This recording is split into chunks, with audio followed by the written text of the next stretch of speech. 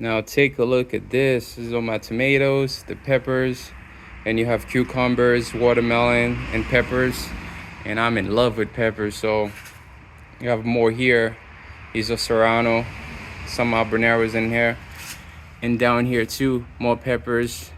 I believe these are onions, and you have some strawberries, peppers, and other stuff in there. Then in the back, some of the watermelons, more peppers, more peppers, more peppers. And you have, I think, watermelon, beans, then watermelon, there's beans, beans, beans, beans, beans, beans. And these are the ones that can withstand that withstanded the cold temperature.